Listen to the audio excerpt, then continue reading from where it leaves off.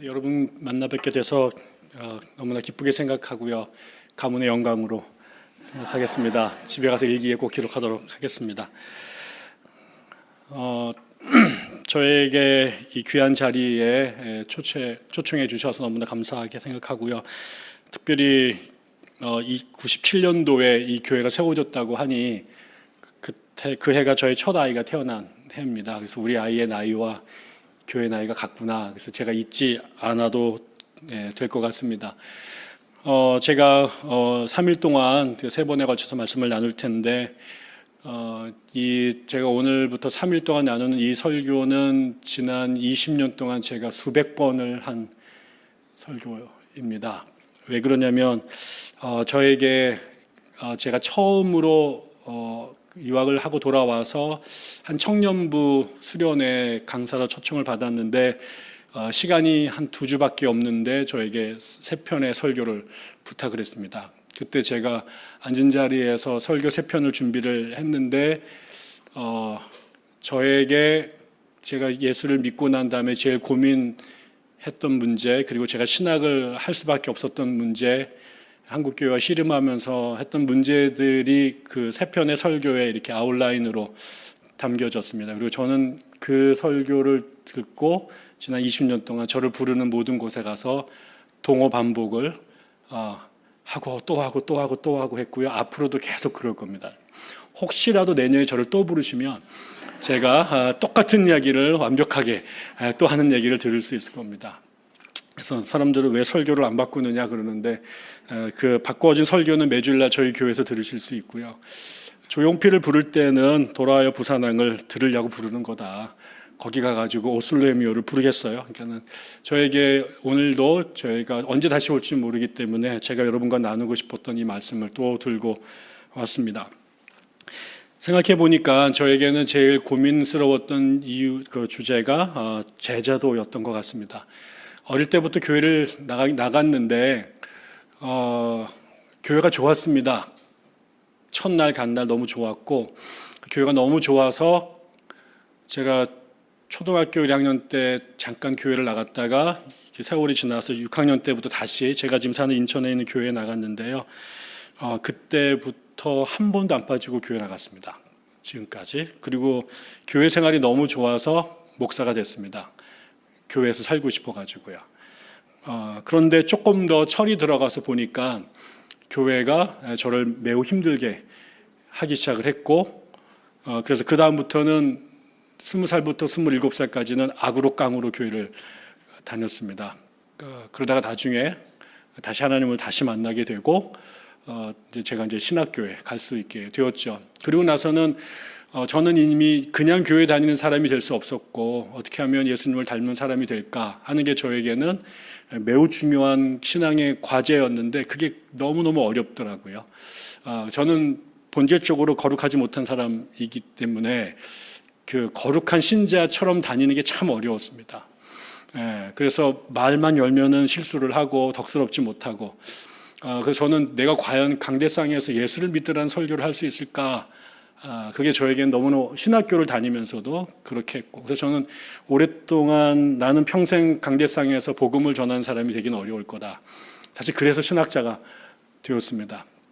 하나님을 알고 사랑하기 때문에 주님의 영광을 위해 신학을 한 게 아니라 하나님의 존재를 부정할 수 없는데 그분을 이해하기도 어렵고 그분을 믿는 사람들의 행태를 이해하기도 어렵고 도대체 이게 뭘까? 그래서 저는 하나님과 씨름하기 위해서 신학을 했고요. 그래서 저는 맨 마지막에 친구들한테 이 땅에 누군가가 맨 마지막에 목회를 하는 사람이 있으면 그게 아마 나일 거다. 그런 얘기를 입에 달고 살았습니다. 그런데 불행히도 하나님께서 저를 괘씸하게 생각했는지 저희 신학교 동기 80명 중에 저만 교회를 개척을 2번을 해서 개척목교회 목사를 지금 15년째 하고 있습니다. 저는 그러면서 계속해서 어떻게 하면 예수를 잘 믿을까, 제대로 믿을까라는 게 저에게는 지금도 예수를 40년, 50년 가까이 믿고 있지만 풀리지 않는 수수께끼이기도 하고 도달하지 못하는 목표점이기도 하고 그러면서도 계속 씨름하고 있는 저의 고민이기도 합니다. 그래서 저는 오늘 그 얘기를 어떻게 하면 우리가 좀 주님의 제자가 될 수 있을까 이런 고민을 좀 함께 나누고 싶습니다. 제가 좋아하는 미국의 기독교 작가 중에 토니 캠폴로라는 사람이 있습니다. 토니 캠폴로라고도 그러고 미국의 그 복음주의 기독교인들 중에 Red Letters Christian이라는 사람도 있습니다. Red Letters Christian. Red Letters는 말 그대로 빨간 글자인데 이거는 성경책을 보면 주님께서 하신 말씀은 빨간 글씨로 되어 있잖아요. 그러니까 성경 자체가 하나님 말씀으로 존귀한데 그 중에 예수께서 육성으로 하셨다고 생각하는 말씀은 묻지도 따지지도 말고 그냥 살자라고 하면서 살아가는 그리스도인들입니다. 그 레드 레터스 크리스찬 무브먼트를 이끌어가는 몇 명의 지도자 중에 한 사람이 토니 캠폴로라는 사람인데 이 사람은 이탈리안계 미국인입니다. 생긴 것도 엄청 싸움 잘하겠고 분명히 마피아의 피가 흐를 것 같이 생긴 인상입니다. 대머리에 덩치가 이렇게 생긴. 이 사람은 이제 사회학을 전공한 사람인데요. 나중에 침례교 목사가 됐고 사회학자가 되었습니다. 그분이 레드 레터스 무브먼트를 정리한 책을 한 권 썼는데 그 책에 자신이 이 책을 왜 쓰게 됐는지에 대한 이제 그 이야기가 서문에 나옵니다. 이 사람은 소위 말하는 베이비 부머스 제너레이션, 그러니까 1945년부터 50년대 초반에 태어난 분이고 지금 이제 70이 한참 넘었습니다. 근데 그 분들이 이제 그 20대가 됐을 때, 60년대 말 이렇게 됐을 때 전 세계가 전부 다 이 레볼루션, 혁명에 이제 휩싸였던 시대가 되죠. 저는 68년생인데 68 혁명이 유럽에서 매우 중요했고 전 세계에서 그야말로 네오 막시스트들이 그 유럽을 바꾸려고 했던, 그래서 전 세계에 뭐 라틴 아메리카에서는 체 게바라가, 그 다음에 중국에서는 마오쩌둥이, 또 뭐 온 곳에서 혁명 이런 시절이었죠. 성혁명도 있었고 인종들의 그 시민권 운동도 있었고 또 우리 뭐 해방신학도 그때 나오고 다 그러던 시절이었습니다. 그래서 전부 다 체게바라처럼 짬뽕 무대 쓰고 시가를 물고 다니던 시절인데 그때 이 사람이 교회 그러고 있는데 어느 날 한 친구가 그에게 찾아옵니다. 그러면서 너도 세상을 바꾸기를 원하느냐? 너도 혁명가가 되기를 원하느냐? 진정한 혁명을 원하느냐? 그러니까 내가 그렇다 얘기했더니 그럼 내가 너에게 진정한 혁명가를 한 명 소개해 주겠다. 그게 누구냐? 체게바라냐? 마오쩌둥이냐? 김일성이냐? 뭐 블라블라블라. 노노노노노노. 그럼 그가 누구냐? 그의 이름은 예수 그리스도다. 그래? 그런 게 있어? 그 얘가 이제 무신론자였는데 따라갔습니다. 갔더니 이렇게 사람들이 쫙 자기처럼 이렇게 낚여가지고 온 사람들이 쭉 있더라고요. 그러니까 좀 이따가 담임 목사님이 나오면서 Do you want to change the world? Yeah. 그다음에 정말 Do you want to meet the really the revolutionary 막 떠들었습니다. 그러니까 그러다가 이제 마지막에 그러니까는 오케이 그러면 우리가 밖에 나가서 세상을 바꿉시다. 우리가 진정한 혁명가가 돼서 세상을 바꿉시다라고 막 목사님께서 엄청나게 뜨겁게 말씀을 하셨습니다. 그래서 이 젊은이들이 버튼만 누르면 나가서 정말 돌도 씹어 먹을 것 같은 준비가 되어 있는데 그때 갑자기 목사님께서 그런데요 우리가 요쪽 수로는 세상을 바꾸기가 조금 어렵습니다. 우리 나가서 한 명씩만 더 데리고 옵시다. Let's go out. 예! 나가서 또 예를 들어서 Do you want to change the world? 뭐 이렇게 또 해서 내가 너에게 진정한 뭐 이렇게 사람들 막 해서 그 다음 달에 또 2배가 된 사람들이 모여 있었던 거죠. 또 목사님께서 나오셔서 또 세상을 바꾸기를 원하십니까? 막 선동하더니 우리 still we need more. Let's go out. recruit one more person. 이제 또 나가서 그 짓거리를 40년을 했다는 거예요. 그래서 자기는 세상을 바꾸려고 혁명가가 되려고 교회를 갔는데 목사님은 혁명을 하자고 말만 하더니 우리를 혁명가가 아니라 혁명을 하기 위한 사람들을 모으는 리크루트 병사로 썼고 어느덧 그들은 중년에 중늙은이가 돼 다 대머리가 되고 살이 뚱뚱하게 찐 사람들이 되었다는 거죠. 그게 한국과 미국의 복음주의자들의 모습이었다는 거예요. 사람들은 예수를 믿고 따라서 이 세상을 다른 세상으로 만들려고 하는 꿈을 꾸고 교회를 왔는데 교회는 이 사람들을 세상을 바꿀 수 있는 주님의 제자, 혁명가들로 트레이닝 시킨 게 아니라 밖에 나가서 한 명도 하는 전도자로만 세상을 살게 만들었다라는 거죠.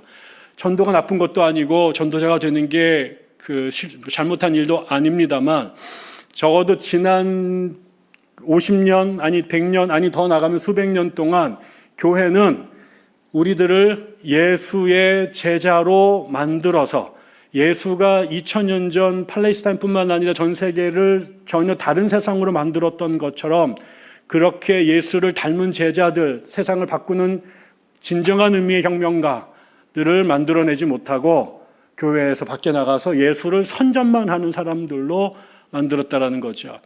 대한민국이 제가 대학을 다닐 때 우리 목사님이 제가 대학을 들어가니까 무지 걱정을 하셨어요. 저는 부평 공단 지역에서 자랐는데 제가 오랜만에 우리 교회 대학생이 됐고 그때가 80년대 말에 아주 학생 운동권이 강했던 시절이라 제가 혹시라도 운동권이 돼서 우리 교회 애들을 선동해가지고 혹시 무슨 일을 할까봐 우리 목사님이 아주 예의주시를 하셨어요.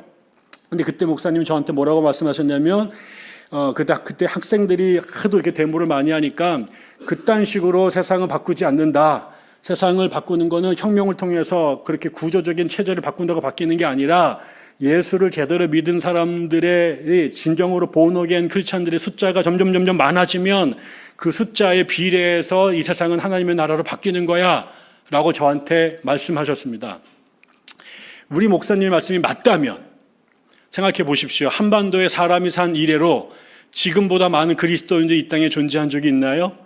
한반도에 사람이 산 이래로 지금보다 우리나라의 정책과 구조를 바꿀 수 있는 그 자리에, 그 법안에 사인할 수 있는 자리에 기독교인이 지금보다 많이 진출한 적이 있었나요?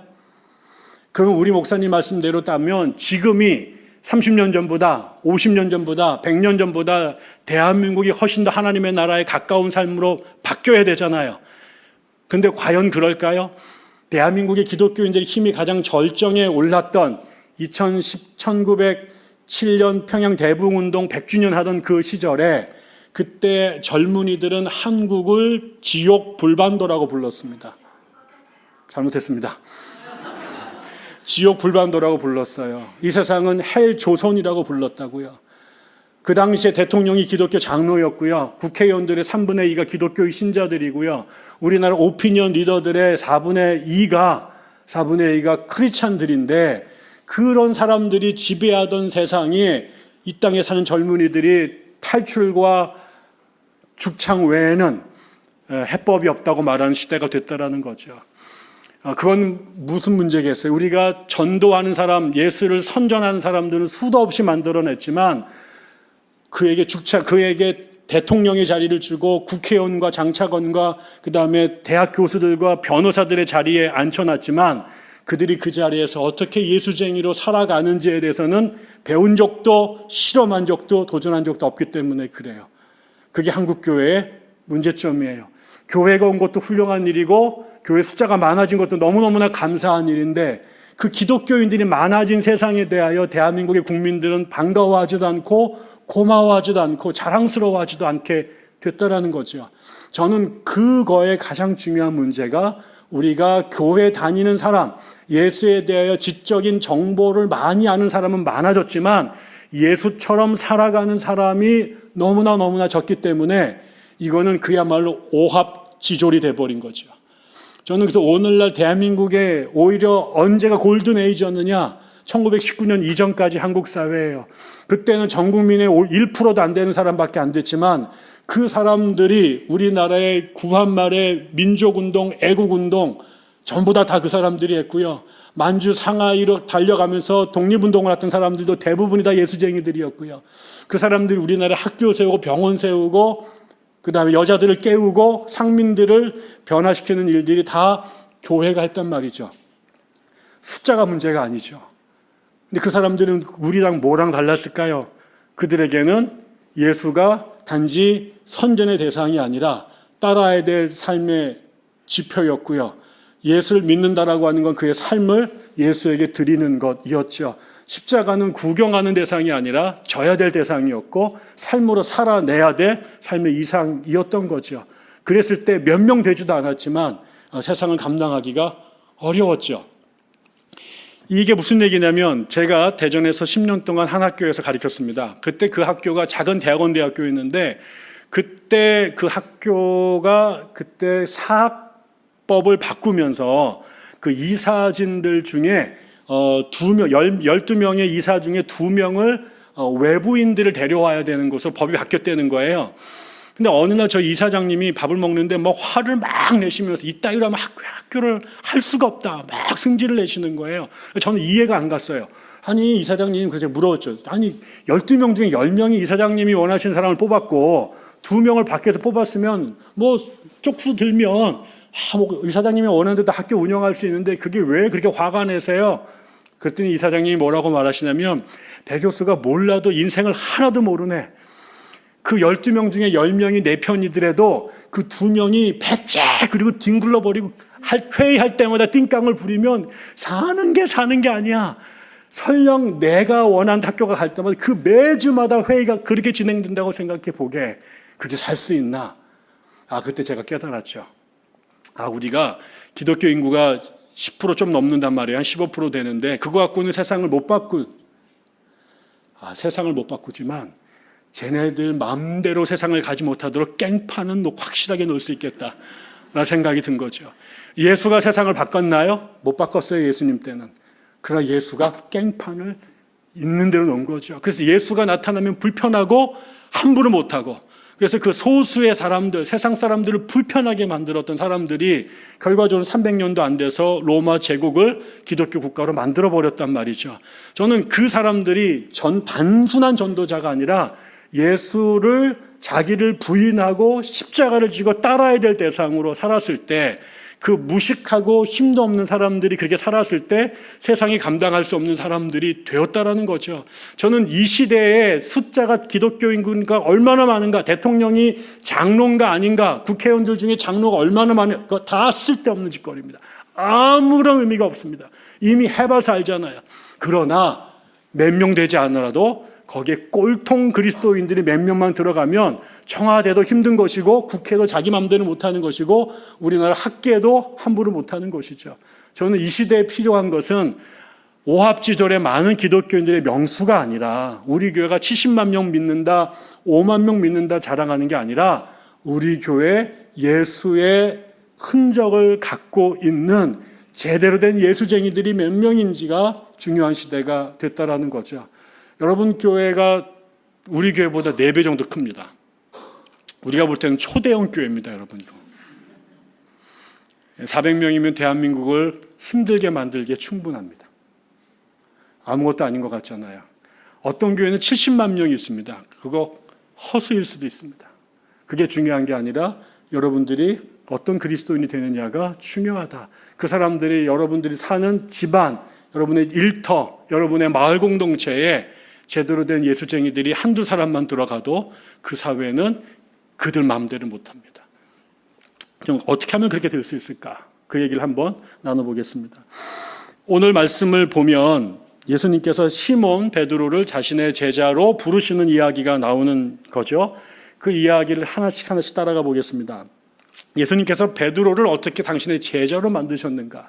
아무런 생각이 없었던 사람, 예수님에 대하여 일면식도 없었던 그 사람이 지금 디베랴 바다에서 게네사렛 호숫가에서, 갈릴리 호숫가에서 예수를 만나 그의 가장 중요한 제자의 한 사람으로 이렇게 변화되는 이 과정을 몇 단계로 나누어서 살펴보고, 저는 그게 우리도 여전히 예수의 제자로 만들어져 가는데 이 프로세스를 따라가는 게 되게 중요하다라는 생각들을 해봅니다. 첫 번째 우리가 생각해야 될 것은 이 예수님의 제자로 베드로와 예수님이 만날 때 그 장면이 매우 흥미롭습니다. 거기에 보면 무리가 하나님의 말씀을, 저는 이제 그 표준 세번역으로 읽는데요, 저희 교회가 무리가 하나님의 말씀을 들으려고 예수께로 밀려왔을 때 예수께서는 게네사렛 호숫가에 계셨다. 그가 보시니 배 두 척이 호숫가에 대어 있고 어부들은 배에서 내려서 그물을 싣고 있었다. 이렇게 되어 있습니다. 무슨 얘기냐면 지금 호숫가의 한쪽에서는 예수님이 일군의 사람들에게 말씀을 가리키고 계셨습니다. 같은 시간 같은 공간에 한쪽에서는 베드로, 시몬과 다른 어부 한 사람이 밤새도록 그물을 던졌다가 허탕치고 와서 그 다음날 다시 출항하기 위해서 그물을 씻는, 정비하는 일을 하고 있었습니다. 예수님이 계시고 옆에는 베드로, 시몬이 있었습니다. 근데 잘 보세요. 이스라엘 사람들은 BC 722년에 북이스라엘이 망했고 586년이 됐을 때 남쪽이 망했죠. 그때부터 페르시아, 그다음에 그리스, 나중에 로마를 바꿔가면서 700년 혹은 최소한 600년 이상 동안 거대한 제국의 식민지로 살았습니다. 이 사람들이 그 700년 넘는 시간들을 거대한 근동의 제국들의 강철군화 밑에서 억압받으면서 식민지 백성으로, 그다음에 제2시민으로 서러운 삶을 살 때 그들이 정신줄을 놓지 않고 그 세월을 견딜 수 있었던 것은 선지자들을 통해서 끊임없이 예언이 선포되었던 것처럼 마지막 때에 하나님께서 당신의 사람을 보내서 다윗 왕조의 영화를 회복할 것이다 라고 하는 것, 그분이 오실 것이다. 그분을 우리가 그 사람들은 메시아라고 불렀던 것이고, 그 메시아의 도래를 기다리면서 이 어려운 시간들을 견뎌왔던 거죠. 그러니까 이스라엘 사람들은, 모든 사람들은 어릴 때부터 할머니, 어머니 무릎에서 그 얘기를 들었고, 회당에 출입하면서 설교를 들을 수 있을 때마다 예언자들의 이야기를 들으면서 그 꿈을 견뎌온 거예요. 그래서 이 현실의 기가 막힌 상황을 견뎠다고요.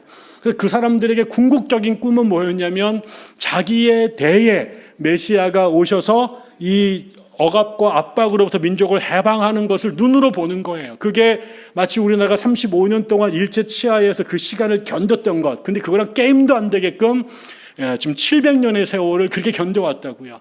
그런데 지금 자기와 시몬의 경우에 바로 지금 그 역사적 사건이 자기가 있는 그 자리에 메시아가 오셔서 육성으로 하나님 말씀을 선포하는 자리에 놓인 거예요. 여러분, 이게 얼마나 기가 막힌 일이에요. 여러분이 만약에 그 자리에 한 번만 계셨다면 이거 갖고 전 세계 돌면서 집회해가지고 빌딩 2개 올릴 수 있습니다. 여러분, 내가 그 자리에 있었다, 내가 그 자리에 있었다. 그게 그냥이 아니라요, 민족 전체가 수백 년을 꿈꿔왔던 얼티미트 드림이었다고요. 그런데 지금 여기 예수님께서 고개만 들어도 눈앞에 예수가 보이고 귀 조금만 기울여도 그분의 육성의 음성을 내가 들을 수 있는 자리에 놓였는데, 지금 이 시몬은 예수님에게 아무런 관심을 갖지 못합니다. 예수가 말씀하시는데요, 그 소리가 귀에 안 들리고요, 고개 들면 볼 수 있는데 그의 고개가 들려지지 않습니다. 그래서 마치 두 레일이 영원히 만나지 않는 것처럼 예수의 무리와 시몬의 무리가 평행선을 이루고서 계속 가는 것이죠. 그렇다면 왜 시몬이 예수의 소리를 듣지 못하고 있을까요? 왜 시몬은 예수를 바라보지 못할까요? 그거는 지금 그의 의식을 완전히 사로잡고 있는 손에 들린 그물 때문에 그렇습니다. 종교적으로 핍박을 받는 것도 아니고요, 로마 제국에서, 이스라엘에서 예수를 믿지 말라고 법을 내린 것도 아니에요. 들으면 들을 수 있고요, 보면 볼 수 있어요. 그런데 못 봐요. 그리고 못 들어요. 그건 외부가 아니라 지금 여러분의 그들의 손에 들려있는 그물 때문에 그렇습니다.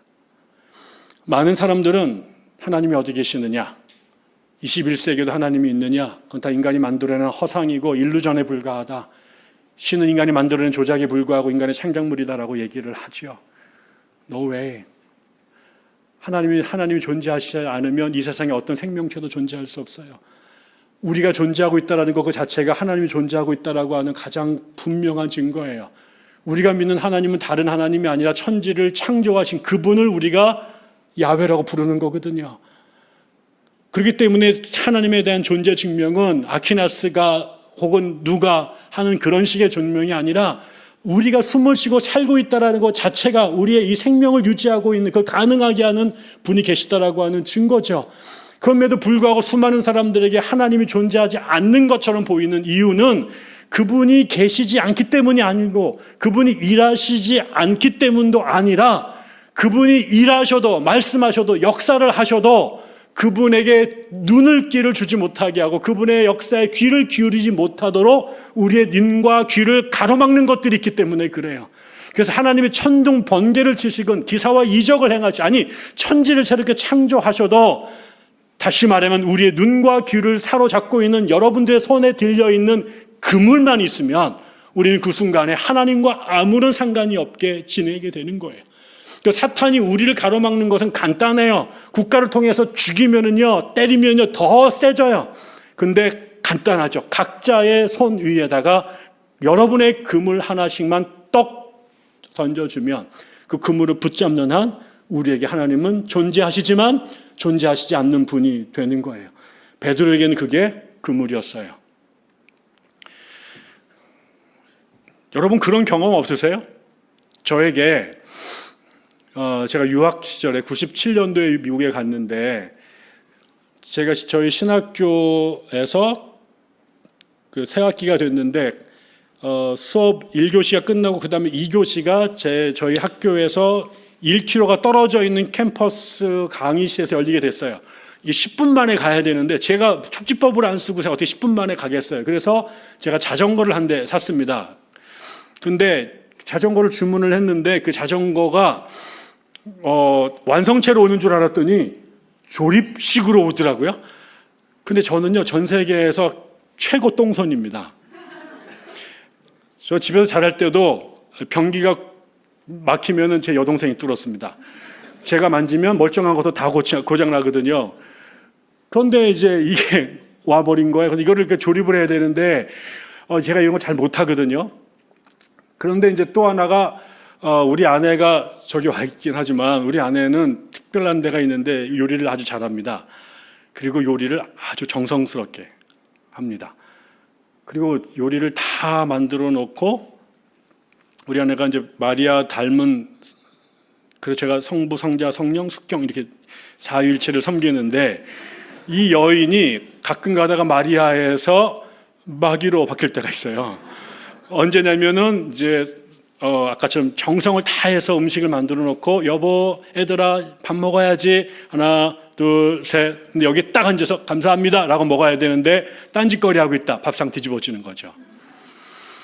근데 이제 그날 제가 이제 이거를 건드리지 말았어야 되는데 우리가 6시 정도 밥을 먹는데 이게 4시에 도착했습니다. 근데 제가 이걸 내일 해야지 하다가 또 제가 호기심에 이걸 또 못 참아가지고 5시에 뜯고 말았습니다, 이거를. 제가 이거를 이제 조립을 하기 시작하는데 또 영어로 써 있는 거예요. 그래가지고 뭔 말인지 몰라서 막 사전 찾아가면서 막 하는데 이게 안 되잖아요. 그래서 막 손에 찧어가지고 여기 피도 나고 막 제가 점점 화가 나기 시작했습니다. 근데 제가 아주 이상한 질병이 하나 있는데 제가 뭘 하다가 이렇게 빠지면요. 천둥 번개가 쳐도 모릅니다. 그리고 제가 이제 이걸 막 이제 해가지고 이제 정말 얘랑 그 야곱의 씨름을 하면서 제가 이거를 만들었습니다. 그래서 내가 와 내가 다 했다 그걸 딱 들었는데 딱 보니까 저기 한 마녀가 한 명이 앉아 있는 거죠. 내가 그래서 내가 왜 그러냐 그랬더니 우리 아내가 화를 내면서 내가 너한테 밥을 먹으라고 1000번도 더 얘기했다. 근데 네가 나를 개무시하고 지금 거기서 그 붙잡고 지금 네가 이혼해 막 이러면서 이제. 근데 여러분 정말 제가 하나님 앞에 한 점 부끄러움 없이 말씀을 드립니다. 저는 들은 적이 없습니다. 들은 적이 없습니다. 거짓말이 아닙니다. 안 들렸습니다. 지금 시몬의 상태가 그런 겁니다. 내 안에, 내 손에 나의 자식이 내일 사법고시 시험이 있는 날이거나 내일이 우리 아버지가 암수술하는 자리에 오르는 날이거나 내일이 우리의 재판에 선고가 내리는 날이거나 그것이 나 자신의 문제이든 내 자식의 문제이든 부모의 문제이든 그게 돈이든 건강이든 명예이든 심지어 종교이든 그런 것들이 여러분에게 궁극적 관심이 돼서 손에 붙들리게 되면 나머지 것들이 이라크 전쟁이 터졌는지 지금 세월호가 가라앉았는지 대통령이 지금 뭘 하는지가 나에게 아무것도 안 들리게 되죠. 결국 우리가 예수의 제자가 되려고 하는 그 길에 우리를 가로막는 가장 큰 장애물은 하나님의 부재가 아니라 존재하신 그 하나님이 나와 아무런 상관이 없도록 나의 의식과 심지어 나의 무의식까지 마비시켜버리는 우리 각자의 손에 들려있는 그물들입니다. 결국 이것을 내려놓지 못하는 한 우리가 하나님과의 어떤 관계도 형성될 수 없고 제자가 되는 것은 얼토당토 않은 말이 되는 것이죠. 그런데 오늘 그런 상태에서 영원히 끝나지 않을 것 같은, 만나지 않을 것 같은 그 레일이 서로 교체하게 되는 운명의 카이로스의 사건이 벌어집니다. 근데 그거는 그물을 씻던 베드로가 자기의 존재에 대하여 심각한 성찰과 자기 반성을 통해 내가 이따위로 살면 안 되지. 그래서 그가 벌떡 일어나 주님께로 간 게 아니에요. 그는 계속 그물에 붙들려 있었습니다. 그런데 그때 말에 의하면 그가 보시니 이렇게 되어 있습니다. 시몬은 끝까지 예수를 바라보지 못합니다. 그의 시선은 그물에 붙잡혀 있기 때문에요. 그런데 어느 순간인가 이미 자기 앞에 사람들이 있어서 말씀을 전하시던 예수의 눈에 시몬이 포착이 됩니다. 그리고 시몬에게로 다가와서 말씀을 거시죠. 그래서 예수를 바라보지 못했던 시몬이 드디어 예수를 바라볼 수 있게 되고 그분이 하시는 말씀을 듣게 됩니다. 우리는 어떤 인간도 자기 스스로 자기의 삶을 깨달아 하나님께 앞에 고개를 돌리는 사람은 없습니다. 모든 인간에게는 각자의 그물이 있기 때문에요. 그러면 어떻게 그 깨지지 않는 이 평행의 관계가 깨져서 그분과 우리가 만나서 교제하고 사귀는 일이 가능할까? 그것은 예수에 대하여 아무런 생각이 없는 우리들을 먼저 보신 예수께서 우리에게 찾아와 우리를 건드리시기 때문에 그렇습니다. 그래서 주님과 우리의 관계는 우리의 자각에 의한 깨달음이 아니라 하나님의 일방적인 선행된 발견과 다가오심으로 인해서 형성되죠. 그래서 우리는 그것을 은혜라고 말합니다. 제가 언젠가에 벌써 꽤 오래전인데 공부를 마치고 돌아와서 제가 서울에 있는 아현성결교회 청년부를 맡았습니다. 근데 저는 세상에서 제일 예수 믿는 게 다 좋은데 딱 하나 싫은 게 있습니다. 선교입니다. 저는 선교가 싫어요. 제가요. 여러분이 그러면 안 되는데. 그래서 왜 그러냐면 저 선교지에 가는 걸 제일 싫어합니다. 왜 그러냐면 저는 외국에 나가면 음식을 못 먹습니다. 그래서 선교지에 가면 열흘 동안 금식하다 와가지고요 죽게 됩니다. 그래서 선교지 가는 거를 너무너무 싫어하고 단기 선교 가는 거를 제일 싫어하고 그래서 하나님께서 저를 선교사로 부르면 개종할 준비가 되어 있습니다. 그렇게 저에게 선교가 힘들어요. 그래서 전 대신 선교사들을 지상에서 제일 존경합니다. 어떻게 그런 일을 하시지? 그것도 나는 열흘도 힘든데 거기서 막 10년, 20년을 계시는 분들, 이분은 정말 예수님에 가까운 사람이 생각을 하는 거죠.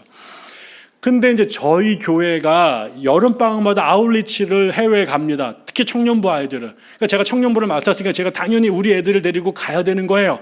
근데 저는 이게 너무 무서워가지고요. 이미 이제 여름이 되기 한 4개월 전부터 구라를 쳐서 목사님께 제가 선교를 못 간다고 온갖 뻥을 쳤습니다. 그래서 나를 이제 선교팀에서 배제하도록. 그렇게 몇 년을 도망 다녔는데 더 이상 도망 다니다 못 다니게 해서 강제로 위구르 신장 지역에 청년부 10명을 데리고 가게 됐습니다. 거기에 우리 교회랑 아는 남순 선교사님하고 마크라고 하는 미국인 부부가 이렇게 살았는데 이 사람들이 어느 날 저를 이제 위구르 신장 갔어요. 정말 너무너무 힘들었습니다. 근데 우리가 하는 일이 뭐였냐면 매일 아침마다 버스를 타고 40분 동안 세 팀으로 나눠서 이제 지방으로 내려갑니다. 그러다가 이제 그 시골에 가서 산 밑에 도착하면 그 제일 높은 산을 보고 무조건 뒤에 올라가는 거예요. 그래서 3시간, 4시간 동안 돌아다니다가 거기에 카자흐스탄 사람들이 그 유목민들이 이제 요르트를 짓고 양을 방목을 합니다. 그럼 이제 거기를 우리가 찾아내면 가서 그 사람들한테 카자흐로 된 요한복음 쪽복음을 나눠주고 그다음에 아이가 있으면 이렇게 풍선 불어가지고 말 한 마리 만들어서 주고 가족과 플로로이드 사진을 하나 찍는 게 우리의 미션이었습니다. 이거를 이제 일주일 동안 한 거죠. 그런데 어느 날 저희가 올라가서 4시간 동안 돌았는데 아무리 돌아도 요르트가 안 보이는 거예요. 그래서 제가 이제 산에 오늘은 허탕쳤다. 그러니까 우리가 내려가고 내일 다시 옵시다. 라고 제가 인솔 책임자니까 그랬는데 이 미국인 선교사, 저보다 10살이나 어렸던 마크라고 하는 놈이 내 말을 안 들어요. 그러면서 목사님 잠깐만요. 그러더니 지 혼자 앞에 있는 산으로 막 뛰어가는 거예요. 내가 이래서 양키를 싫어한다. 내가 지금 조선 사람이라고 네가 나를 개무시하는 거냐? 막 이러니까 제가 겁이 나서 청년 하나를 띄워 보냈습니다. 같이 이제 산에 가는 거예요. 우리가 이제 또 기다려야 되는 거죠. 근데 해가 자꾸 질 것 같고 산에서 또 위험할 것 저는 막 아주 기분이 나쁜 데다가 또 내 말을 안 들어서 더 화가 났고 한 30분 있다가 그 놈들이 돌아왔습니다. 그러더니 그 마크 선교사가 목사님, I found one yacht over there 이러는 거예요. 지금 내려가야 되는데 무슨 over there야. 그게 언제 갔다 온다고. 그래서 내가 No, it's too late. It's time to go down. No. 그리고 또 막 뛰어가는 거. 제가 이건 너무 화가. 내가 저놈을 죽여버리겠다. 그래서 내가 간다고 제가 얘를 따라서 이제 간 거죠. 그래서 이게 산이 이렇게 되어 있습니다. 제가 세상에서 두 번째 싫어하는 게 있습니다. 첫 번째는 선교고 두 번째 등산입니다. 근데 그걸 이렇게 이거 막 기어가가지고 거기다 또 한 20분, 30분 올라간 거죠. 제가 정말 너무 화가 나가지고요. 이 새끼 뒤에서 내가 밀어버린다 막 이런 생각도. 그러나 이제 겨우 올라갔습니다. 막 숨이 여기까지 와가지고. 여기 요르트가 있더라고요. 내가 마크에 잠깐만 기다려. 나 죽을 것 같다, 나. 너무너무 힘들다. 그래서 이제 우리가 좀 쉬다가 제가 물었습니다. 야, 이렇게까지 해야 되겠냐? 내가 이렇게까지 해야겠느냐? 그랬더니 그 아이가 가만히 있다가 목사님 저도 힘들어요. 그런데 문제는 하나님이 저에게 저 사람들을 보여주셨잖아요. 어쩌면 저들에게는 지금이 하나님의 복음을 들을 수 있는 the first and the last time to see Jesus Christ. 근데 내가 어떻게 돌아요? 나는 목사인데 왜 한 번도 그런 생각을 해본 적이 없지? 제가 정말 이렇게 돌로 머리를 맞은 것 같았습니다. 제가 너무너무 부끄러워가지고 고개를 못 들고 제가 눈물이 정말 펑펑펑펑 쏟아지더라고요. 하나님 앞에 부끄러워가지고. 이 생각이 났습니다. 이 본문이. 저는 오랫동안 신학을 하면서 아까 제가 이상한 놈이라고 그랬잖아요. 믿음이 안 좋아가지고. 근데 제가 성경을 읽다가 열심히 성경을 어릴 때부터 읽었는데 성경 읽다가 도무지 화가 나서 못 견뎠던 게 몇 군데가 있는데 그 중에 하나가 뭐냐면 예수님께서 구라를 치신 거예요.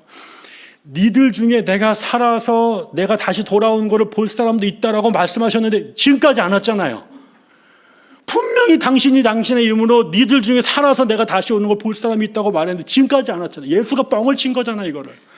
난 그래가지고 이게 하나님의 말씀을 난 도대체 나는 이거 성서 무엇을 못 믿겠다, 나는 정말. 그게 제가 중학교 때부터 그런 생각을 가졌습니다. 그게 오랫동안 저에게 몇 가지 성경을 받아들이는데 이게 그 가슴에 얻는 성경을 불신하게 되는 이유 중에 하나였어요. 근데 제가 그날 그 위구르 산 속에서 그 마크의 이야기를 들으면서 신학적으로 물론 아무런 근거가 없습니다. 개똥신학입니다. 근데 저에게 이렇게 들렸습니다. 2000년 전에 하나님께서 오실 수 있었어요. 그때 오시고 인류의 징 닥치고 심판 내리고 그냥 인류의 역사를 끝낼 수 있었는데 이렇게 쳐다봤는데 1968년 뒤에 조선 땅에서 배동만이라는 애가 있는 거예요. 그거를 주님이 봐버리셨어요. 그래서 나는 그분이 1968년의 시간을 뒤로 미루고 그 역사의 시간을 뛰어넘어서 와서 저의 손을 딱 잡아서 저에게 당신이 찾아오셨다고 생각이 들었어요. 다시 말하지만 신학적으로 아무런 근거가 없습니다. 근데 저는 그렇게 받아들여졌어요. 그분이 계속 못 오시는 이유는 계속 보이는 거예요. 저기에도 고개 숙이고 금을 붙잡고 있는 놈이 보이고 저기도 보이고 저기도 보이고 그렇게 해서 하나씩 불러 모은 게 여러분과 저입니다. 만약에 2000년 전 주의 역사가 끝났다면 조선의 기독교는 없었던 것이고 조선 사람 누구도 하나님을 알지 못하는 상태에 끝났죠. 그걸 갖고 또 신학적으로 예수가 없던 시절에 그때 안 믿었던 사람들은 다 어떻게 된 거야? 이런 질문 우리가 못 하겠어요. 그건 나도 몰라요.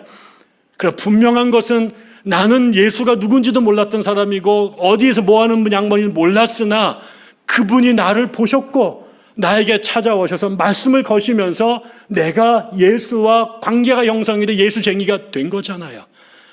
우리 스스로는 하나님을 알 수 있는 능력이 없어요. 우리는 우리의 그물을 극복할 능력이 우리에게는 도무지 없어요. 근데 그런 우리가 예수쟁이가 될 수 있었던 것은 우리를 먼저 발견하신 분, 그것을 내버려 두지 않고 기어이 마크처럼 그 위험한 산길들을 기어 올라가 그에게 그 쪽복음을 던져줬던 것처럼 주께서 우리에게 그렇게 하시기 때문이라는 거죠. 그래서 우리가 예수 그리스도를 따르는 사람이 된 것, 우리가 제자가 될 수 있었던 것은 나의 각성이나 나의 유전자 안에, DNA 안에 예수쟁이의 피가 흐르기 때문이 아니라 내가 전혀 알지도 못했던 하나님이 우리에게 찾아가와 우리를 당신의 사람으로 부르셨기 때문에 가능한 일이다. 그래서 우리가 이 자리에 있는 것은 오로지 주님의 은혜이다. 우리가 제자됨은 그분의 은혜로 가능한 것이다 라는 것이죠. 첫 번째 것은 주님의 은혜로 우리가 그분 앞에 나아가는 것이다 라는 거고요. 두 번째, 그 다음에 예수께서 베드로에게 와셔서 무슨 일을 하셨냐면 베드로를 지명합니다. 시몬을 지명해서 그의 배를 띄우라고 말합니다. 그리고 거기 타시는 거죠. 타셔서 그 배를 무대에서 띄라고 말하죠. 그럼 이분이 어디 딴 일을 하시는가 싶었더니 뭘 하시냐면 아까 호숫가에서 말하던 사람들, 그들에게 계속 아까 하시던 말씀을 계속 전하시는 거예요. 대신 호숫가에 서서가 아니라 시몬의 배에 타 앉아서 그 사람들에게 그 말씀을 전하시는 거죠. 그럼 왜 주께서 이런 일을 하셨을까? 그건 뭐였을까요? 예수님에게 예수의 제자가 되기 위해서는 예수의 말씀을 들어야 돼요. 예수의 머릿속에 있는 생각, 그분이 보았던 하나님, 그분이 깨달았던 하나님의 나라에 대한 진리를 그분이 입술로 우리에게 발화하셔서 설명해 주세요. 그거를 우리가 들어야 돼요. 우리가 제자가 된다는 것은 스승의 생각과 지성과 인품을 우리의 것으로 트랜스뮤트 시키는 거잖아요. 우리에게 전달하는 거잖아요. 그래서 제자도의 출발점은 스승이 하시는 말씀을 무릎 꿇고 들어야 돼요. 근데 베드로가 그물에 붙잡혀가지고 도무지 들을 생각을 안 하잖아요. 그래서 예수께서 찾아오셔서 관계를 형성하고 난 다음에 하신 일이 뭐냐면 베드로가 예수의 말씀을 듣도록 만드시는 거예요. 그래서 이 인간이 그물을 붙잡고 있는 한 도무지 예수의 말을 안 들으니 그물을 내려놔야 예수를 쳐다보고 예수가 하시는 말씀을 듣게 될 터이니까 그러려면 그물을 어떻게 내려놓을까? 그래서 오신 예수님의 머리를 굴리신 게 시몬이 그물을 내려놓도록, 그러려면 그의 노를 짓게 만들려면, 노를 져야 된다면 그물을 내려놓지 않고는 노를 질 수가 없잖아요. 그래서 그물을 내려놓도록 하기 위해서, 그 그물을 내려놔야 예수의 말씀을 들을 수 있으니까 찾아오셔서 야 내가 너 타니까 그물 내려놓고 노 좀 져. 이래서 베드로가 노를 짓게 되면서 이제는 꼼짝없이 예수가 사람들에게 전하는 말씀을 옆에서 들을 수밖에 없게 된 거잖아요. 예수의 제자가 되는 두 번째 단계는 주의 말씀을 듣는 겁니다. 예수의 말씀을 듣지 않고 제자가 될 수 있는 방법은 없습니다. 교회는 예수의 제자가 되기 위해서 오는 거죠. 그리고 그 예수의 제자가 되기 위해서 우리에게 주신 하나님의 가장 중요한 도구는, 방법은 하나님의 말씀을 듣는 것입니다. 교회가 존재하는 제일 중요한 일은, 다시 말하지만 구원이라고 하는 것을 궁극적인 것으로 만들죠. 그 구원이라고 하는 것에 알을 까면 그 예수의 제자가 되는 건데, 그 제자를 만드는 가장 중요하고 유일한 방법은 어쩌면 그건 하나님 말씀을 배우는 거다. 교회는 하나님 말씀을 가르치는 곳이에요. 우리가 사회 사업을 할 수도 있고, 통일운동을 할 수도 있고, 고아원 사업을 할 수도 있고, 장학재단을 쌓을 수도 있어요. 그러나 그 모든 것들은 세컨더리예요. 가장 앞에 있어야 될 베이직이면서도 프라이오리티는 그거는 하나님의 말씀을 배우는 곳이에요. 서울대학을 가도 하나님 말씀을 안 가르쳐주고, 삼성을 가도 안 가르쳐주고, 청와대 가도 성경을 안 가르쳐줘요. 이 땅에 우리가 하나님을 담고 알 수 있는 그 유일한 도구가 하나님의 말씀인데, 그 말씀을 이 땅 위에 우리에게 전해서 가르쳐주는 유일한 곳, 그래서 우리에게 주신 하나님의 학교가 그게 교회예요. 그게 에클레시아라고요. 교회가 결과적으로는 말씀을 가르치는 한, 그때 교회는 교회일 수 있어요. 그러나 교회가 말씀 빼고 나머지 것들로 채워지게 되면 그때부터는 짜장면집에서 짜장면 빼고 엉뚱한 것만 잘하는 거예요. 제가 군대에 갔어요. 군대에 갔는데 8월에 갔습니다. 무지무지 더운 때 갔는데 제가 훈련소에 가서 훈련을 하는데 너무 더운 거예요.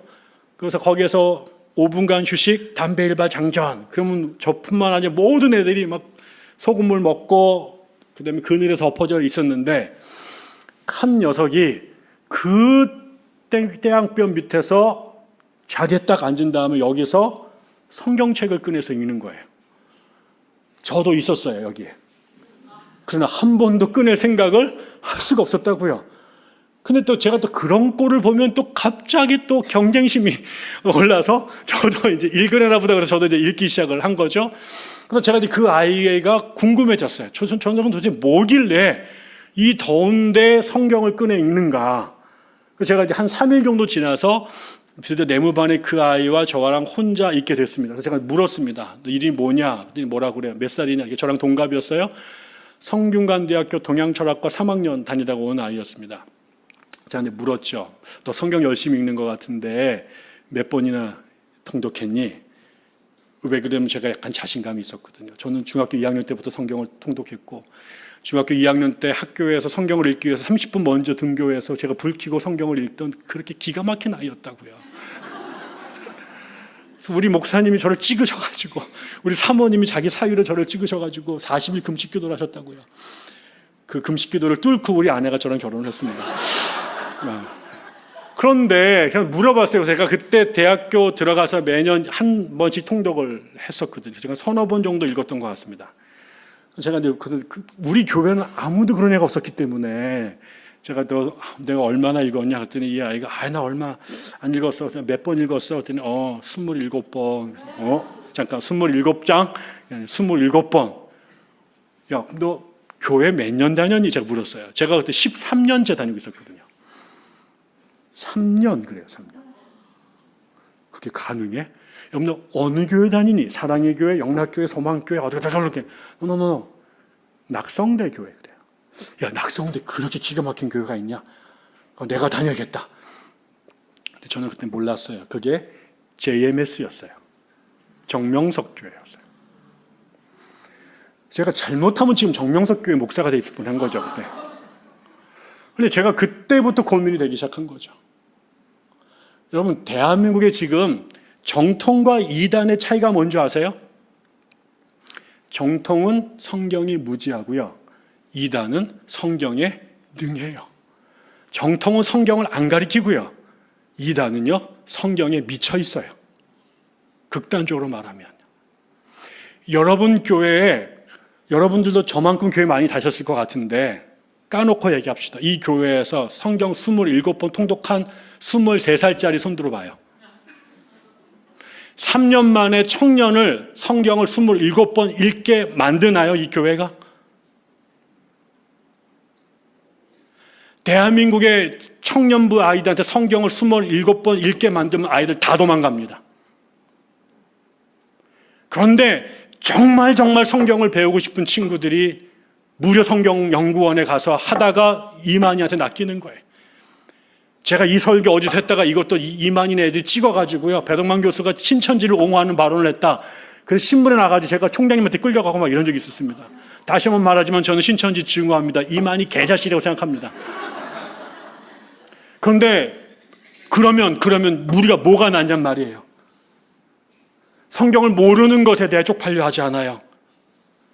자기 자식들이 영어를 10년 배웠는데 영어를 못하면 과외 선생 목을 칠 거예요. 제가 미국에서 교회 다닐 때 우리 교회 어느 날 구역 예배를 드리는데 새로 장로님 피택되신 분이 저를 찾아와서 목사님 저를 왜 기도해 주세요 그러는 거예요. 왜 그렇습니까? 제가 지난주 선거에서 장로로 피택이 됐는데 다음 주에 캐나다 가가지고 장로 고시를 봐야 되는데 제가 성경 한 번도 안 읽었습니다.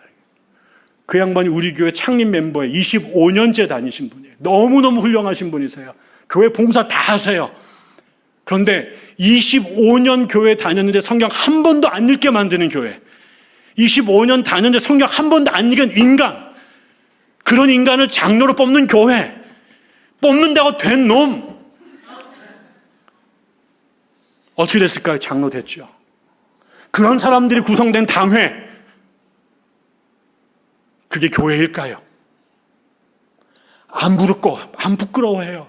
내가 성경을 모르는 거에 대하여 부끄러워하지 않아요. 내가 10년 동안 전공을 했는데 내 그 전공에서 실력이 늘어나지 않으면 내가 미치고 팔짝 뛸 거 아닙니까? 공부를 열심히 했는데 안 늘어나면 내가 가만히 있지 않을 거 아니에요. 근데 수십 년을 교회를 다녔는데 성경을 몰라요. 모르는 것에 대하여 부끄러워하지 않아요. 담임 목사들도 장로들도 애들도, 그리고 그 모든 자리를 다 다른 걸로 태워요. 떡볶이로 태우고 장학금으로 태우고 닌텐도로 태워서 애들을 붙잡아놔요. 교회는요, 다른 것 아니라 성경 배우러 오는 것이에요. 성경을 배우지 않고는 예수를 알 수가 없고요, 예수를 닮을 수가 없고요, 예수쟁이가 될 수가 없어요. 한국교회가 여기까지 오는데 가장 결정적인 역할을 했던 것이 평양 대부흥회 아니에요? 평양 대부흥회가, 아니면 그 이전에 한국교회가 어떤 교회입니까? 쥐뿔도 없던 교회.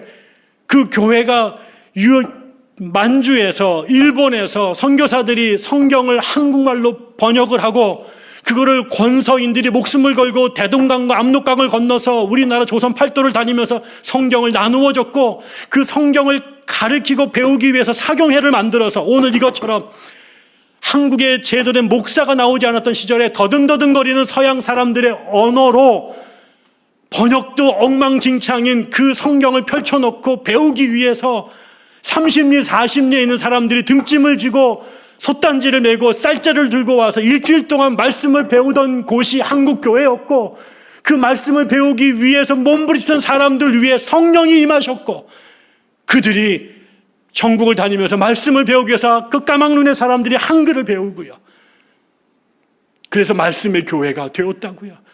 그들에게 성경은 들고 다니는 장식품이 아니라 하나하나 씹어서 머릿속에, 몸속에 집어넣은 내 안에 육화되고 싶었던 생명의 말씀이었다고. 그 교회가 한국의 교회를 세운, 그 사람들이 한국 교회를 세웠습니다. 하나님 말씀을 사랑하는 사람들에게 성령이 떠나가실 수 없는 것, 성령의 역할은 말씀을 조명해 우리에게 알려주신 것이 그분의 펑션 중에 제일 중요한 거였거든요. 한국 교회가 돈이 있어서 부흥한 것도 아니고요, 장차관이 멤버였기 때문에 잘난 것도 아니고요, 권세가 있기 때문이 아니라 한국 교회가 하나님의 말씀을 배웠던 사람들, 그 말씀대로 살고 싶었던 청년들에 의해서 한국 교회가 세워지고 한국 사회가 바뀌어졌다고요. 근데 언제부턴가 이 땅에 말씀이 홍수처럼 넘쳐나는데 그 말씀은 전부 다 먼지더미 위에 가려앉아 있고, 겉으로는 교회를 수십 년 다녔고 선교단체 출신이고 심지어는 신학 공부할 수 있는 유튜브 채널이 널려 있음에도 불구하고 말씀을 제대로 아는 사람들이 없어서 그 말씀의 자리를 전부 다 이단들한테 빼앗기고, 교회는 말씀에 상관없는 사람들, 말씀 빼고 다 잘하는 사람들로 있는 이상한 공동체가 되었다고요. 그게 대한민국에 있는 6만 6천 개 교회 중에 저는 적어도 70% 교회가 그런 질병에 걸려 있다고 생각합니다. 여러분이 제자가 되기를 원한다면 말씀을 사모하셔야 됩니다. 여러분이 갖고 있는 모든 교회 에너지를 여러분이 말씀의 사람이 되도록 하는 데 쓰셔야 됩니다. 그래야 그 말씀의 반석 위에 다른 여러 일들을 할 수 있는 하나님의 사람들이 세워지는 것이죠. 세 번째는 그 예수께서 그 말씀을 가르치시고 난 다음에 시몬의 태도가 바뀌죠. 예수를 그냥 모르는 사람이었다가 그를 선생님이라고 부릅니다. 그가 말씀을 가르치신 사람인 걸 알았기 때문이죠. 그런데 거기에서 끝나는 줄 알았더니 그 다음에 예수께서 어떻게 해요? 시몬을 데리고 깊은 바다로 끌고 갑니다. 그리고 거기다가 그물을 내던지라고 요청하십니다. 성경 말씀을 듣게 하신 것에서 끝나지 않고 그 다음 단계가 더 중요했는데, 그거는 그를 깊은 바다, 그게 어디예요? 지난밤에 베드로가 그물을 밤새도록 던졌다가 하나도 잡지 못하고 실패하고 돌아왔던 그 자리로 베드로를 일부러 끌고 갑니다. 그리고 그물을 던지라고 명령하십니다. 근데 여러분, 이 요구가 얼마나 말도 안 되는 그야말로 코미디인지 여러분이 아실 겁니다. 시몬 베드로는 어부의 자식으로 태어났습니다. 과거에는 직업 선택의 자유가 없어요. 그냥 목수의 자식으로 태어나면 가업을 이어서 목수가 되는 것이고, 고기잡이 하시는 분들 자식으로 태어나면 그냥 그물과 함께 살아가는 거죠. 베드로도 갈릴리 바닷가에서 태어났고, 아버지가 고기 잡는 사람이었기 때문에 어릴 때부터 그 바다에서 수영하고 빨개 벗고 돌아다니면서, 그러다가 어느 날부터 배에 탔고 아버지 따라서 그물을 던지며 살았겠지요. 그 갈릴리 호수에 대하여 가장 정확한 정보와 노하우를 갖고 있는 사람이 누굴까? 그건 시몬이죠. 각 달마다 어떤 어종의 물고기들이 어디로 흘러 들어가는지를 베드로보다 잘 아는 사람은 이 바닥에 없었을 겁니다. 근데 그 베드로가 밤새도록 그물을 던졌는데 못 잡았다. 그러면 없는 겁니다. 못 잡는 겁니다. 근데 거기에다가 지금 와서 그물을 여기다 던져라라고 말씀하시는 분이 누구예요? 예수예요. 예수는 직업이 뭐예요? 성경 선생이에요. 그 전에 뭐 했나 봤더니 이쪽에서 무슨 알바도 한번 한 적이 없는, 아버지는 돌과 나무를 만지는 목수였어요. 그러니까 성경을 이야기하면 성경의 아마추어였던 베드로가 예수의 말을 듣는 게 맞지요. 그런데 그물을 던지는 문제에 가면 이건 장르가 달라져요. 제가 지금 여러분 앞에서 잘난 척하면서 설교하고 있잖아요. 제가 성경 건드리고 교회에서 읽으면 제가 할 말이 좀 있어요. 여러분 들으시겠죠. 근데 갑자기 여기 금융 전문가가 계시는데 여기 여러분한테 제가 여러분 우리나라 경제 동향이 이러니까 다음에 주식을 뭐 사셔, 이런 말 제가 여기 산다고 생각해 보세요. 그럼 저놈이 대학을 경제학과 나왔나 이렇게 생각했는데 전 종교학과 나왔거든요. 쥐뿔도 모릅니다. 예, 우리 교인들이 와가지고 가끔 저한테 상담해요. 목사님 어떻게 하시죠? 뭐 집이 어떻게, 그걸 나한테 왜 물어요? 나는 만지는 집마다 다 망했는데, 나는 돈 벌 재주가 없으니까 하나님이 오직 내가 돈 벌 재주가 없으면 레위인으로 만들어가지고 성mit밥 먹고 살라고 그랬겠어요. 저는 몰라요. 병이 아픈데 와가지고 어떻게, 몰라 나 그거. 난 동사무소 가가지고 이거 뭐 하나 뛰는 것도 잘 못하는 인간이라고요. 예수도 그런 인간이에요. 몰라요. 그런데 그 양반이 성경에 대해서 이러쿵저러쿵 하면 듣겠지만 지금 베드로를 데리고 가가지고 그물을 여기다 던져라 저기다 던져라, 이거는 어불성설입니다. 여기서 뭐라고 말하냐면, 제가 밤새도록 그물을 던졌습니다만, 이 만이 중요한 거죠. 찝찝한 거예요. 네가 뭔데? 합리적으로 말이 안 되는 요구예요. 베드로가 볼 때 예수는 성경을 잘 알아요. 그러니까 성경과 관련된 신학적 질문을 던지면 예수가 답을 잘 하겠죠. 그거는 그분에게 오소리티가 있어요. 근데 먹고 사는 문제는 이건 다른 문제거든요. 그래서 베드로에게는 예수가 하나님 말씀을 잘 가르쳐주는 신학자라고 생각을 했겠죠. 그래서 그의 관계는 예수를 선생으로 아는 것 출발합니다. 그런데 예수가 그것만이 아니었어요. 베드로가 발견해야 될 예수의 다른 모습이 있었던 거죠. 예수는 우리에게 생명의 말씀을 가르쳐 주시는 분일 뿐만 아니라 생명을 주시는 분이세요. 그래서 베드로에게 그가 삶의 주인이었던 그 생업의 현장으로 끌고 가서 그물을 던지라고 말합니다. 우리가 예배당에서는 예수의 제자로 살 수 있어요. 예배 시간에, 성경 공부 시간에 하나님의 말씀에 아멘하고 살아요. 근데 그 예수를 여러분의 가정으로, 여러분의 직장으로, 여러분의 비즈니스 현장으로 끌고 가십니다. 하나님이, 예수께서. 그리고 거기서 그물을 던지래요. 내가 최선을 다해서 학교에서 가르쳤는데, 내가 목숨을 다해서 사업을 했는데, 내가 생명을 다해 내 자식 새끼들을 키웠는데 내 마음대로 안 돼요. 근데 그 분야의 최고 전문가는 엄마인 나고 사장인 나고 선생인 나예요. 그런데 어느 날 예수께서 오셔서 그 장에, 내가 그 장에서 최선을 다했으나 실패한 그 장소로 예수가 나를 끌고 가서 거기에서 예수가 그물을 던지라고 말해요. 내가 해오던 방식이 아니라, 내가 알고 있는 노하우가 아니라 당신의 뜻에 따라 그물을 던지라고 말해요. 성경은요, 예수께서 하나님께 당신의 사람들을 불러오실 때 다 아시잖아요. 이 나라에서는 대학에 들어갈 때, 기업에 들어갈 때 시험을 쳐서 성적이 제일 좋은 아이들, 제일 똑똑한 아이들을 뽑죠. 근데 예수는, 하나님은 당신의 사람들을 뽑으실 때 한 번도 IQ 검사를 하신 적이 없으세요. 성적을 보신 적이 없으세요. 하나님이 아브라함을 부르실 때, 모세를 부르실 때, 바울을 부르실 때, 지금 시몬을 부르실 때 한 번도 니들이 나를 따라오라고 할 때 사정과 상황을 설명하신 적이 없으세요. 네가 지금 여기다 그물을 던져야 되는데 이게 적어도 통계적으로나 어업의 경험상 네가 던졌던 데보다 여기가 지금 던진 거 얼마나 좋은지에 대한 합리적인 설명을 하신 적이 없으세요. 그냥 던지래요. 그게 제정신인 사람한테는 이거는 넌센스고 말도 안 되는 거예요. 그러니까 다음에 하겠다. 못 받아들이죠. 70이 되면 밖에 나갔던 사람도 청산하고 집에 돌아와 고향에서 죽을 준비를 해야 되는데 그때 떠나라고 그래요. 어디로 갈지 지도라도 주거나 데스티네이션을 주면 좋은데 말도 안 하고 그냥 가라고 그래요. 80이 돼가지고 아무것도 못해도 이미 장례를 준비해야 될 그 노인을 불러서 세상 최강의 제국에게 들어가 맞짱을 뜨라고 말해요. 그게 뒤집는 거라면 조금만 생각해보면 젊을 때 40살 때 부르지. 왕시에서 사람들 있을 때 구테타 일으킬 수 있는 동전이 있을 때 부르지. 지금 자기 약간도 못하는 그 노인네를 불러요. 말이 안 돼요. 근데 그때 뭐라 그래요? 내가 너를 똑똑했기 때문에, 잘났기 때문에, 집안이 좋기 때문에 아니라 부르셨을 때 말도 안 되는 곳에 그물을 내던지라고 그럴 때 순간적으로 얼마나 머리가 복잡했겠어요. 던져야 될까 말아야 될까, 따를까 말까, 갈까 말까. 대부분은 그래서 등 돌리죠.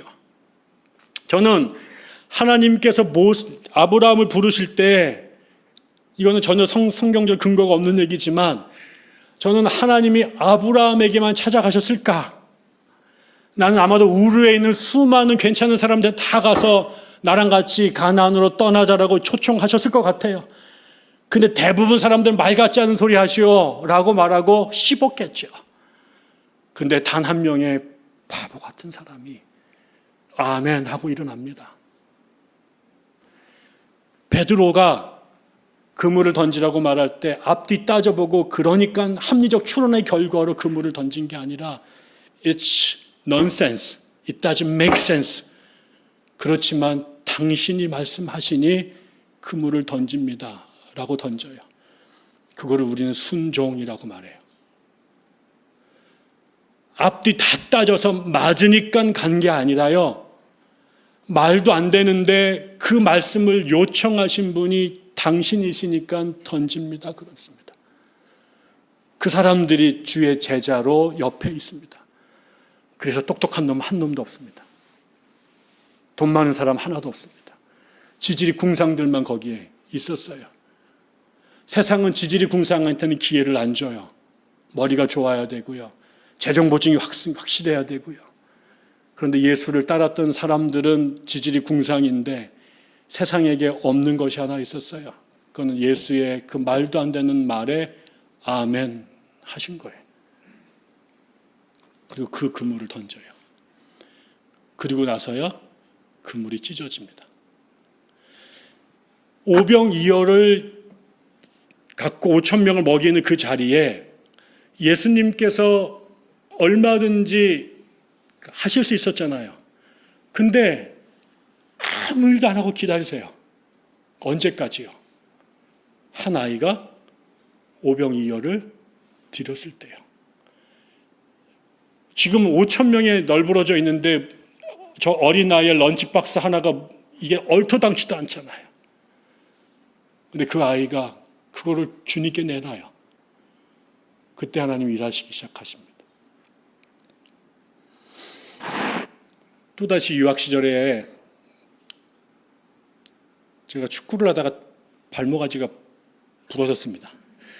신령한 우리 아내가 오늘은 느낌이 안 좋으니 축구하러 나가지 말라 말씀하셨어요. 근데 제가 웬 말이냐, 후딱 하고 들어온다 라고 그 말을 씹고 나간 지 10분도 안 돼서 미끄러져 오른쪽 발목이 왕창 박살이 났습니다. 수술을 받았어요.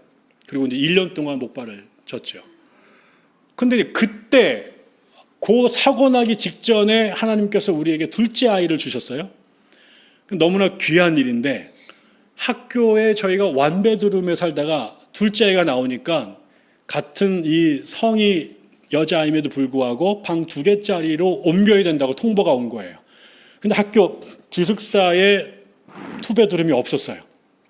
그래서 쫓겨나게 됐습니다. 근데 밖에 나가서 아파트를 구해야 되는데 제가 신용이 빵이에요.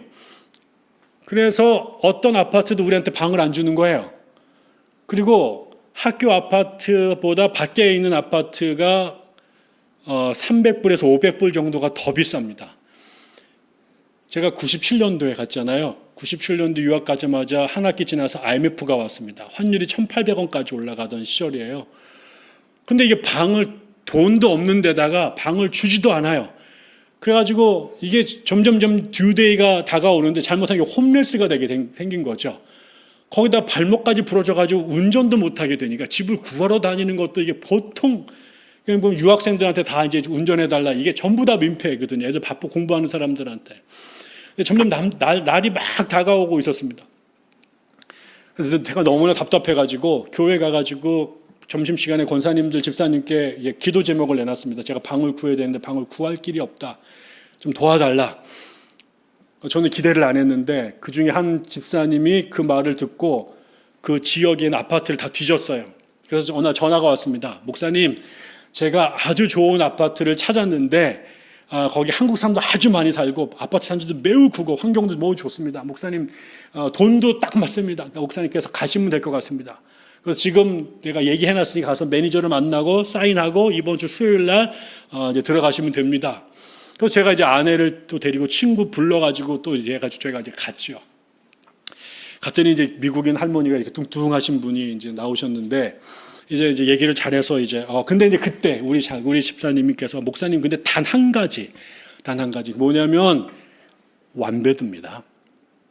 투베드를 가야 되는데 투베드는 너무 비싸고요. 방도 없고요. 근데 완베드인데 20명도 삽니다, 거기. 너무 넓어가지고.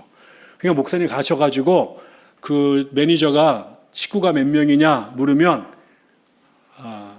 부부하고 애가 1명이다. 요 얘기만 하시면 됩니다. 목사님 또 그때 가가지고 또 정직이니 뭐 성령이니 면하면서 이런 얘기 그냥 한 번만 꾹 참고, 왜? 남들도 다 그렇게 삽니다. 그 한인들 다 20명도 사는 그 집에 6명, 7명도 삽니다. 그러니까 목사님 한 번만 눈 감으시고 할머니 말에 몇 명, 1명, 요 얘기만 하시면 다 해결됩니다. 그래서 내가 오케이, don't worry. 그런 제가 이제 갔지요.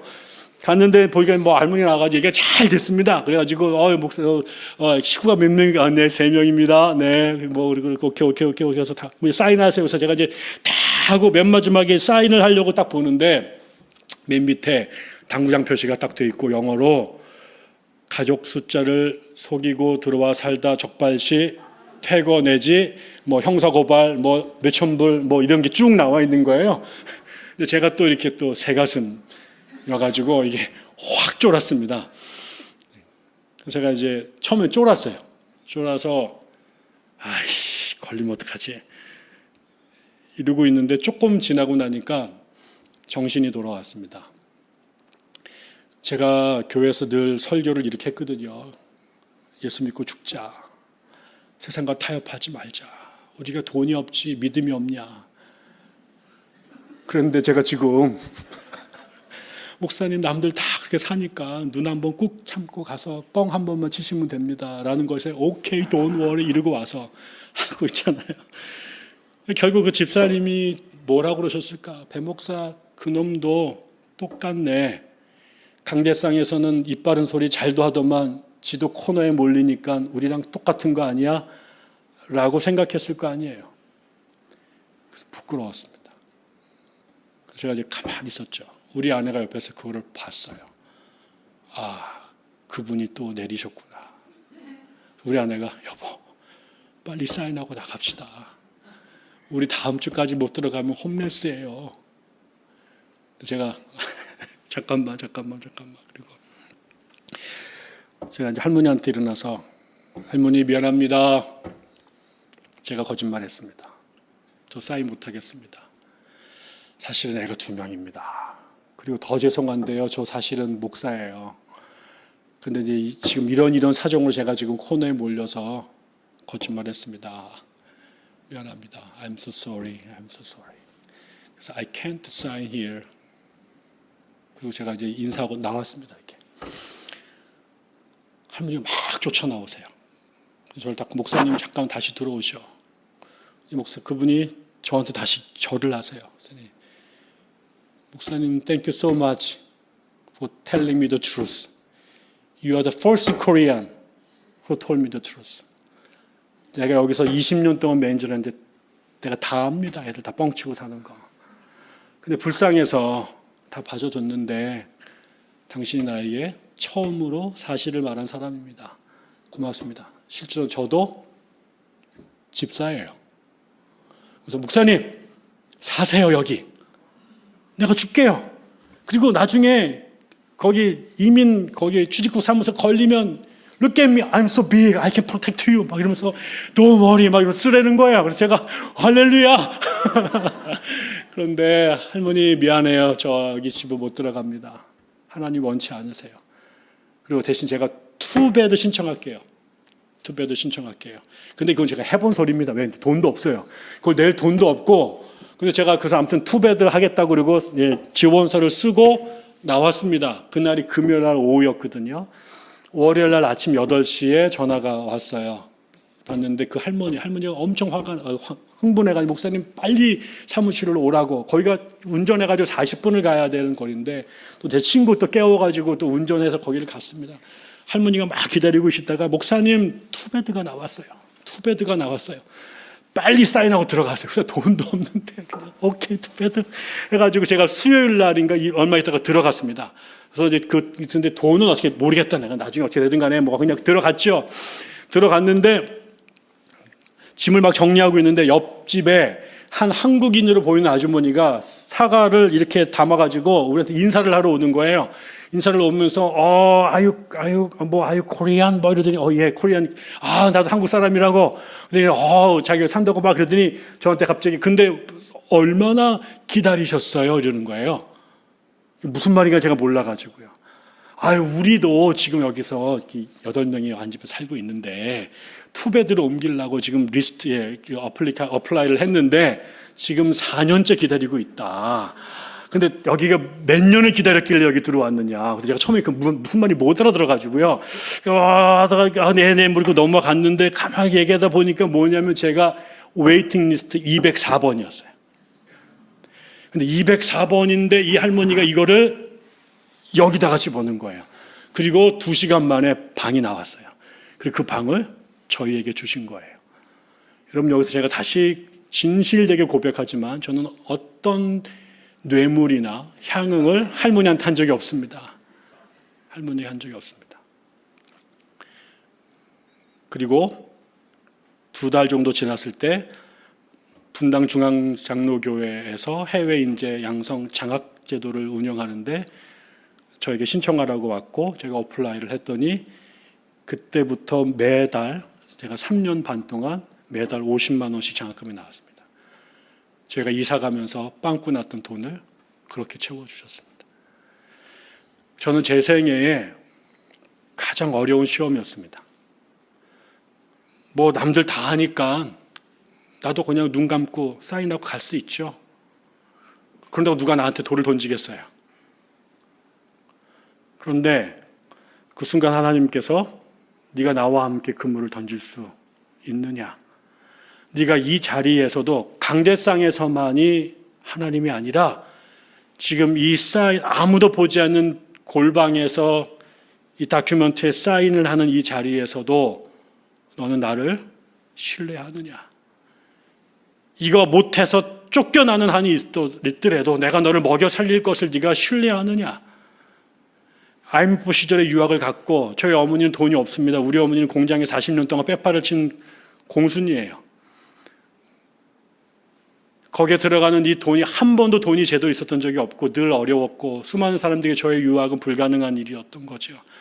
그래서 그 돈을 마련하려고 아는 사람들 전화한 적도 있었고요. 돈 도와달라고 장학제도 신청한 적도 있었어요. 근데 저에게 늘 문제는 돈이었거든요. 돈이 없으니까요. 돈이 필요한데요. 근데 남들이 가는 그 길이 있는데 주께서 저에게 네가 만약에 제가 목사가 아니었으면 제가 그렇지 않아서 그렇게 안 요구했을 거예요. 근데 그 자리에 주께서 네가 이 순간에도 나를 신뢰하고 여기에다가 사인 안 할 수 있느냐? 그게 베드로에게 그물을 던질 수 있느냐고 물었던 거랑 같은 도전이었던 거죠. 제가 만약에 그날 그 순간에 사인을 했다면 저는 매번 돈이 없을 때마다 남들이 하는 대로 했을 거예요. 하나님은 강대상에서만 존재하고 내가 돈 필요하고 우리 어머니가 아프고 내 새끼들이 길을 잃었을 때 내가 목회하면서 인간적인 장벽에 부닥쳤을 때 저는 하나님 신뢰하지 못하고 사람을 동원하고 돈을 동원하고 천지사방에 돈 끌고 다니고 교회에서 내 몸에 말 안 듣는 사람 제거하기 위해서 뒤에서 모략하고 정치하고 아마 그랬을 거예요. 근데 그날 주께서 나에게 그물을 던질 수 있냐고 물으셨을 때 그분이 나에게 그물을 던지도록 주셨고 그물이 찢어지는 것처럼 저에게 그 방을 주시는 경험을 하고 나서 내가 계속 그 길을 이렇게 살아갈 수 있는 길을 걷을 수 있도록 주신 거죠. 제가 대전에서 멀쩡하게 대학의 교수로 10년 동안 있었던 학교를 때려치고 한 달에 300만 원도 안 주는 기독연구원 니에미아 교수로 올 때 우리 아이들이 대학에 가야 되는 그 날에 살 집이 한 푼도 없는데 그리고 내가 8년 동안 목숨 걸고 목회했던 교회를 내려놓고 올라와야 했을 때 전부 다 미쳤다고 그랬다고요. 우리 총장님이 울면서 저에게 호소했어요. 가지 말라고. 내 친구 모두가 미쳤다고. 적어도 20년 연금은 붓고 가야 된다고. 근데 그걸 내려놓을 수 있었던 것은 그날의 경험이에요. 내려놨는데 안 죽었거든요. 그물이 찢어지는 걸 봤거든요. 그래서 그 길을 걸어갈 수 있게 된 거죠.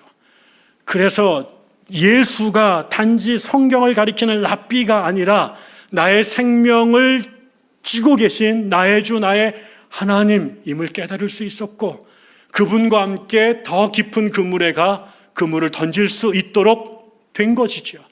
그 힘이 그 용기가 저에게 다시 백향나무 교회를 개척할 수 있는 힘을 주신 것이고 지난 세월을 견딜 수 있게 된 거죠. 앞으로도 그렇게 갈겠죠. 매 순간 더 어려운 곳을 끌고 갈 거예요. 여기에서도 그물을 던질 수 있겠느냐? 이 상황에서도 신뢰할 수 있겠느냐? 근데 그게 저를 또 우리들을 당신의 제자로 빚어져가는 가장 혹독하지만 가장 귀한 은혜의 자리인 거죠. 그렇고 나서 그물이 찢어지는 것들을 경험하고 났을 때 베드로는 스스로 주님 앞에 내가 잘난 놈이라고 말하지 않고 내가 죄인임을 깨닫게 되고 예수가 주님이심을 깨닫게 되지요. 그리고 나서야 예수가 베드로에게 너를 이제부터는 사람을 낚는 어부가 되게 하겠다는 사명을 주십니다. 베드로는 한 번도 자기가 이 어촌의 가난한 어부의 자식으로 태어나서 하루하루 그물로 고기를 먹고 사는 사람으로 살다가 죽을 거라고 끝냈을 거예요. 자기가 누군가에게 뭔가를 할 수 있는 사람, 자신이 세상을 다니면서 하나님 나라를 선포하는 일을 하는 사람, 나 먹고 살기도 급급했던 그가 다른 사람을 살리는 일을 하는 사람으로 쓰임받을 거라고 한 번도 상상한 적이 없었을 거예요. 왜 그의 동네에서는 누구도 그렇게 산 사람이 없었기 때문에. 한 번 어부는 평생 어부였고 한 번 갈릴리 사람은 평생 갈릴리 사람이었는데 그가 그 시험을 통과하고 난 다음에 하나님께서 그에게 네가 사람을 낚는 어부가 될게 할 거다. 그 전까지 그가 낚았던 고기는 다 죽었죠. 베드로의 그물에 잡힌 고기는 다 죽었죠. 그러나 그 이후에 베드로의 손에 걸린 사람들은 사망에서 생명으로 죽음에서 영생으로 바뀌는 일들을 했어요. 베드로가 가는 곳곳마다 하나님의 나라의 길이 열렸고 그곳에 하나님의 교회가 세워졌고 하나님의 새로운 역사가 만들어지기 시작한 것이지요. 그리고 난 다음에 어떻게 됩니까? 그가 드디어 그물을, 배를 내던지고 주님을 따르게 되지요. 이거를 내려놓지 못해서 그렇게 벌벌벌 떨던 사람이 말씀을 듣고 그물이 찢어지는 경험들을 하고 난 다음에 이제는 이거를 내려놓을 수 있었던 거지요. 그의 우상이었던 그물들을 내던지고 그의 진정한 나의 주 나의 하나님 그분을 발견했기 때문에 이제 그물이 나를 먹여 살리는 게 아니라 저분이 나를 먹여 살린다는 것을 알았기 때문에 내가 아는 그분이 단지 성경을 가리키는 신학자가 아니라 나의 영과 육을 창조하시고 먹이시고 지키시는 하나님이심을 알았기 때문에요. 그래서 그는 그 다음부터 그물 없는 삶을 살게 되잖아요. 저는 여기에 있는 여러분들이 저와 함께 예수의 제자가 되는 그 도정에 초대받은 사람이라고 생각합니다. 단지 교회 다니는 사람으로 만족하는 게 아니라 단지 썬데이에 성경책 들고 예배당을 출입하는 사람으로 만족하는 게 아니라 하나님의 말씀을 들은 사람들, 그리고 하나님과 함께 그물을 내던지면서 아무도 걸어간 적이 없는 그 길, 아무도 살아본 적이 없는 삶의 방식으로 이 세상을 살아가는 사람, 그래서 세속의 도시 한복판에 존재하지만 예수와 함께 그 세속의 도시 한복판에 하나님의 나라를 만들어가는 사람, 그래서 이 시대에 하나님이 어디 있느냐고 말하는 사람에게 여러분의 존재 자체가 하나님의 살아계심에 대한 그분의 나라에 대한 산 증인이, 산 증거가 되도록 하는 사람, 그래서 여러분은 주님 뒤를 따르고 또 다른 사람들은 여러분의 뒤를 따라 이 땅에 있는 사람들이 천국으로 가는 그 길에 함께 걸어가게 되도록 만드는 사람들, 저는 그렇게 되도록 이 교회가 여러분들을 제자로 만들어가는 교회, 그리고 여러분들이 단순한 처치 고우에서 예수의 디사이플로 그렇게 성화되어져 가는 역사가 이 교회 안에서 벌어지기를 주의 이름으로 축원합니다. 기도하겠습니다.